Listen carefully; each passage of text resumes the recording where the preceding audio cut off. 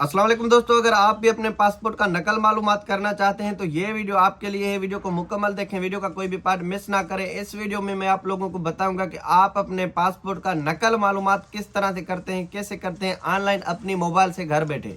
मकतब में जाने की ज़रूरत भी नहीं है, कफील को फ़ोन करने की ज़रूरत नहीं है। आप अपने फ़ोन से ऑनलाइन किस तरह से नकल मालूमात कर सकते हैं अपने पासपोर्ट का, इस वीडियो में मैं आप लोगों को आसान अल्फाजों में स्टेप बाय स्टेप गाइड करूंगा। अच्छा, सबसे पहले नकल मालूमात होती क्या है ये समझ लें। दोस्तों, नकल मालूमात ये होती है, अगर फॉर एग्जांपल आप सऊदी अरबिया में रहते हैं और आपके पासपोर्ट का जो डेट है वो एक्सपायर हो जाता है, आप पासपोर्ट रिन्यू करवाते हैं, नया पासपोर्ट बनवाते हैं सऊदी अरबिया में, तो उसमें क्या होता है, जो नया पासपोर्ट आपको जब मिल जाता है उसका डेटा आपके अबशर अकाउंट में अपडेट नहीं होता। उसको अपडेट करना ज़रूरी होता है, अदरवाइज आप सफ़र नहीं हो सकते, आप ट्रेवल नहीं कर सकते जब तक आप अपने पासपोर्ट का डेटा अपडेट नहीं करते। नकल मालूमात का मतलब होता है डेटा अपडेट करना। जब तक आप अपने पासपोर्ट का डेटा अपडेट अपने अबशर अकाउंट में नहीं करते, आप ट्रेवल नहीं कर सकते। जब भी आप जाएंगे, छुट्टी लगाएंगे या फाइनल एग्जिट मारेंगे या फिर किस तरह से भी आप अपने मुल्क जाना चाहेंगे, आपको एयरपोर्ट से वापस कर दिया जाएगा और आपका नुकसान हो जाएगा।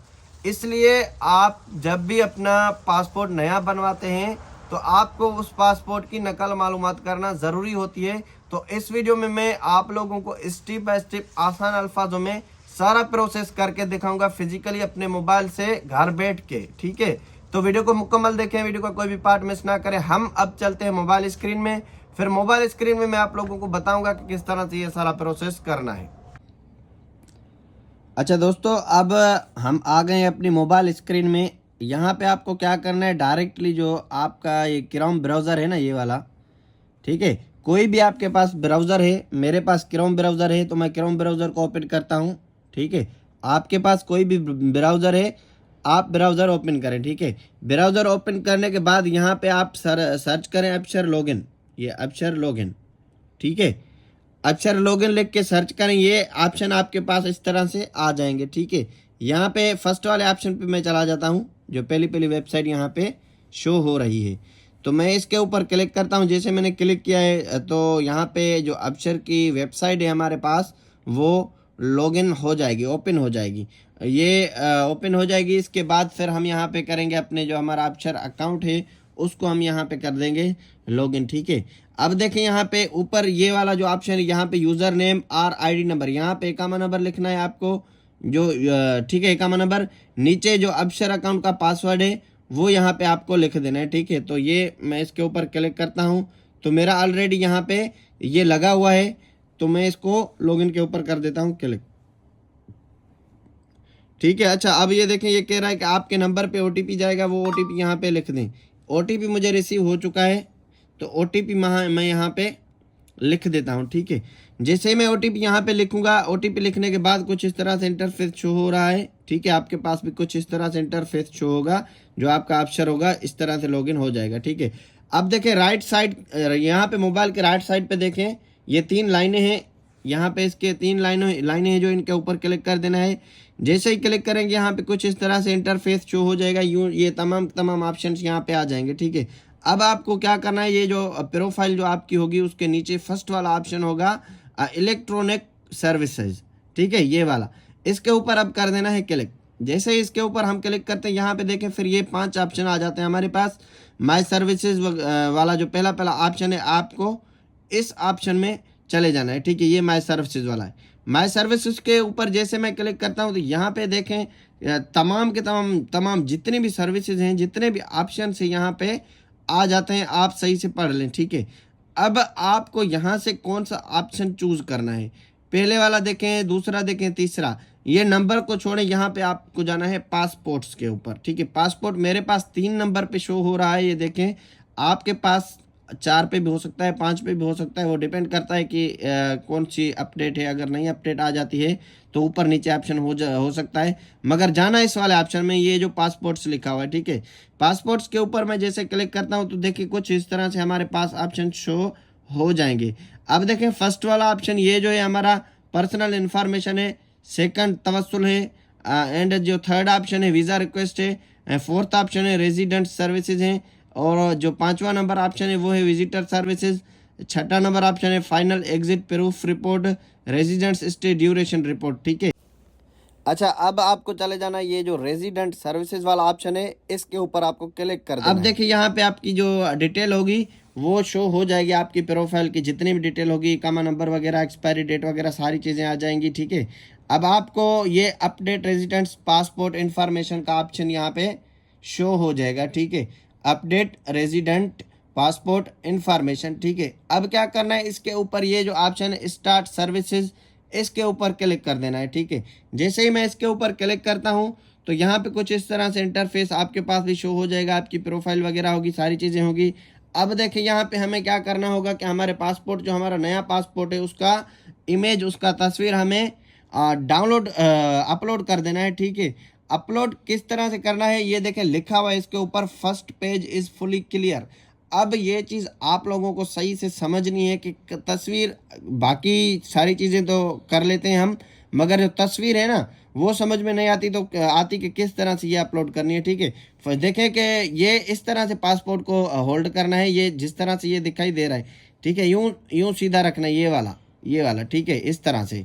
अब देखें ये ऑप्शन आपको, इसको थोड़ा स्क्रॉल करेंगे तो ये click to upload the file, इसके ऊपर हम क्लिक कर देते हैं। ठीक है, जैसे हम इसके ऊपर क्लिक करते हैं तो यहाँ पे हम आ जाएंगे, हम अपनी जो गैलरी है, हमारी फ़ोटोज़ हैं हमारे, वहाँ पे हम आ जाते हैं। ठीक है, अब यहाँ से हम जो हमारा पासपोर्ट है उसकी पिक्चर को हम यहाँ से हम उठा लेते हैं। ठीक है, जैसे मैंने पिक्चर के ऊपर, पासपोर्ट की जो मेरी पिक्चर थी उसके ऊपर मैंने क्लिक किया है, तो अब कुछ देर के लिए यहाँ पे लोडिंग हो रही है, इसको लोडिंग होने दे, क्योंकि हमारी तस्वीर है, जो हमारी पिक्चर है वो यहाँ पे अपलोड होने की कोशिश कर रही है, यानी कि हमारी जो तस्वीर है वो अपलोड हो रही है। ठीक है, अब थोड़ी लोडिंग होगी क्योंकि इनका सर्वर है, काफ़ी ज़्यादा ट्रैफिक भी है, तो इस वजह से हम इसको थोड़ा वेट करते हैं। जैसे ये अपलोड हो जाती है हम फिर आगे इसको करते हैं प्रोसेस। ठीक है, ये सारी चीज़ें करती है, इंटरनेट स्पीड के ऊपर डिपेंड करती है।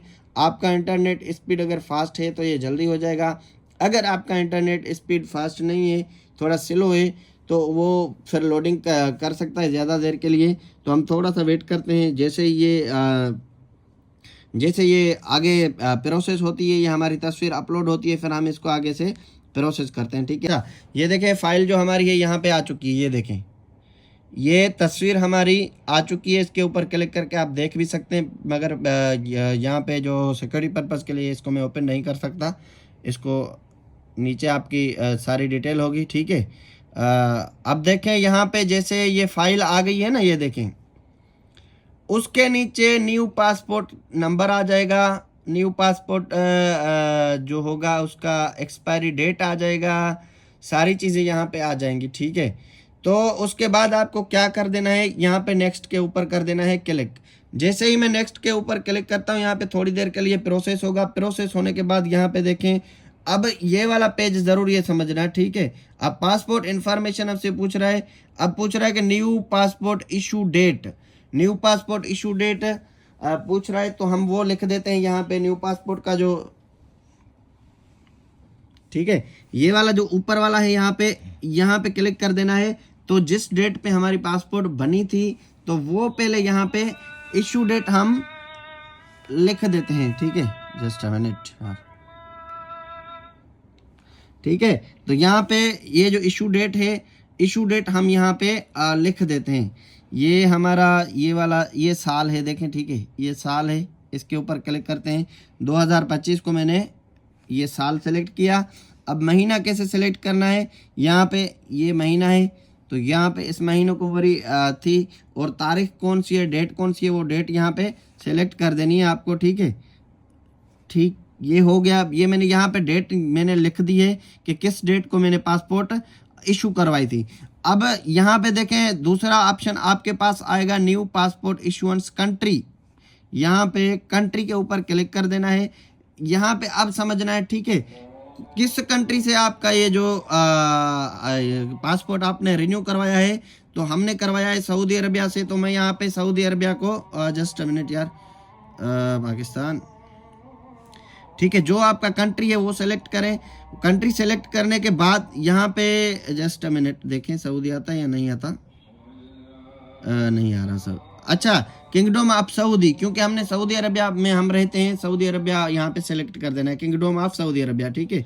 उसके नीचे ये सिटी आ रहा है, सिटी यहाँ पे जिद्दा, क्योंकि जिद्दा में इनकी ऑफिस है, आपने जिस शहर से रिन्यू कराई, रियाज से करवाई तो रियाज लिखे, ऊपर किंगडम ऑफ सऊदी करना है, ठीक है। उसके बाद यहाँ पे नेक्स्ट कर देना है, ठीक है।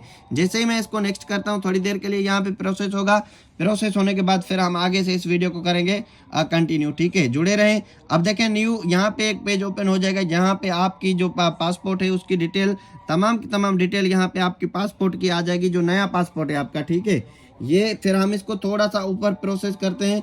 अब देखें यहाँ पे सर्विसेज फी है, सर्विस फी 60 रियाल है आपकी, ठीक है। 60 रियाल एक है और 9 रियाल दूसरी है, यानी कि आपको 70 रियाल इसकी फीस लगेगी, ठीक है। 70 रियाल आपको फीस लगेगी। अब क्या करना है, ये फीस आपको पे करनी है। ये एक एग्री वाला ऑप्शन है, इसके ऊपर क्लिक कर देना है। उसके नीचे ये आई कन्फर्म वाला जो ऑप्शन है, इसके ऊपर भी आपको क्लिक करना है, ठीक है। अब उसके बाद ये जो नीचे अपडेट पासपोर्ट इन्फॉर्मेशन है, इसके ऊपर कर देना है क्लिक। जैसे इसके ऊपर हम क्लिक करते हैं, थोड़ी देर के लिए यहाँ पे प्रोसेस होगा। प्रोसेस होने के बाद हम फिर आगे से इसको कर देंगे प्रोसेस, ठीक है। यहाँ पे देखें, अब देखें हमसे पेमेंट डिटेल मांगेगा कि पेमेंट आप किस तरह से करना चाहते हैं। तो यहाँ पे हम पेमेंट जो हमारा कार्ड है वो पहले हम यहाँ पे लगा देंगे। जो भी आपके पास एटीएम कार्ड है वो आप यहाँ पे लगा दें, ठीक है। जैसे कि मैं यहाँ पे अपना जो कार्ड नंबर है मेरा, वो यहाँ पे मैं लिख देता हूँ, क्योंकि आपके कार्ड में पैसे होने चाहिए, पैसे होना आपके कार्ड में ज़रूरी है, ठीक है। 70 रियाल आपके कार्ड में होना ज़रूरी है। ऊपर कार्ड नंबर लिखा है, नीचे जो कार्ड की जो मतलब कार्ड की सारी डिटेल लिख देनी है। यहाँ पे कार्ड की एक्सपायरी डेट लिख देनी है। उसके बाद नीचे जो CVV कोड होता है हमारा, वो यहाँ पे लिख देना है, ठीक है। वो लिखने के बाद यहाँ पे जो कार्ड होल्डर का नेम है वो लिख देना है। ये तो इंशाल्लाह ताला आप सबको समझ आ जाएगा, क्योंकि अल्हम्दुलिल्लाह आप सब पढ़े लिखे हैं, तो ठीक है। कार्ड के ऊपर जो नाम है वो लिखना है। उसके बाद ये जो उसके बाद ऑप्शन आएगा पे नाउ, तो हम पे नाउ के ऊपर क्लिक कर देंगे, ठीक है। पे नाउ के ऊपर क्लिक करने के बाद हम ये ऑप्शन आ जाएगा कि सेव करना है या नहीं, तो हम नो थैंक्स कर देते हैं इसको। अगर आप सेव करना चाहते हैं तो आप सेव भी कर सकते हैं। थोड़ी देर के लिए प्रोसेस होगा। प्रोसेस होने के बाद यहाँ पे हमारे पास OTP आएगा, जो हमारा रजिस्टर्ड मोबाइल नंबर है, जो बैंक वालों को हमारा मोबाइल नंबर दिया हुआ है, उस नंबर के ऊपर हमें एक OTP रिसीव होगी। वो OTP हम यहाँ पे लिखेंगे, तो आगे से फिर ये हमारी ट्रांजैक्शन प्रोसेस होगी, ठीक है। मैं थोड़ा वेट करता हूँ OTP का। जैसे मुझे OTP आ जाएगी तो OTP मैं यहाँ पे लिख दूंगा, ठीक है। OTP लिखूंगा। OTP लिखने के बाद फिर आगे हम इसको सबमिट कर देंगे, ठीक है। OTP मुझे रिसीव हो चुकी है। जैसे अब मैं OTP यहाँ पे लिख देता हूँ।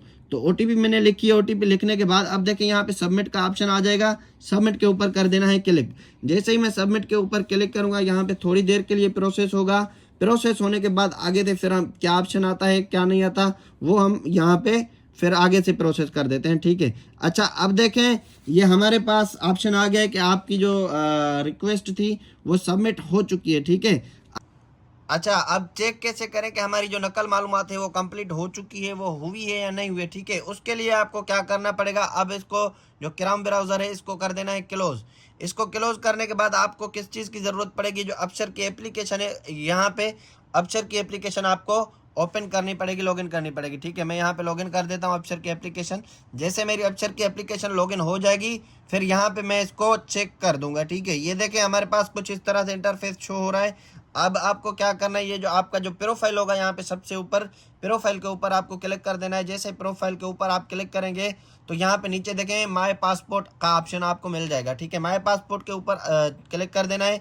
जैसे ही माय पासपोर्ट के ऊपर मैं क्लिक करता हूँ, यहाँ पे आपकी तमाम तर जो भी होगी तफसील आपकी इसकी जो पासपोर्ट है यहाँ पे शो हो जाएगी, ठीक है। सबसे ऊपर आपका पासपोर्ट नंबर आ जाएगा, टाइप आ जाएगा, इशू डेट आ जाएगी, एक्सपायरी डेट आ जाएगी, और किस सिटी से आपने बनवाए वो तमाम की तमाम चीज़ें आ जाएंगी। तो अल्हम्दुलिल्लाह उसी वक्त जैसे ही मैंने पेमेंट फ़ीस पे की है, उसी वक्त मेरी जो पासपोर्ट की नकल मालूमात है वो अपडेट हो चुकी है। अगर आप लोगों को वीडियो में कोई भी मसला है, कोई भी चीज़ आपको समझ में नहीं आती, तो आप कमेंट करें, इंशाल्लाह ताला मैं आप लोगों को समझाऊंगा। अगर वीडियो अच्छी लगी तो लाइक करें। मज़ीद ऐसी मालूमाती वीडियो देखने के लिए मेरे चैनल को सब्सक्राइब करें। मिलते हैं किसी दूसरी वीडियो में। Thanks for watching. अल्लाह हाफिज़।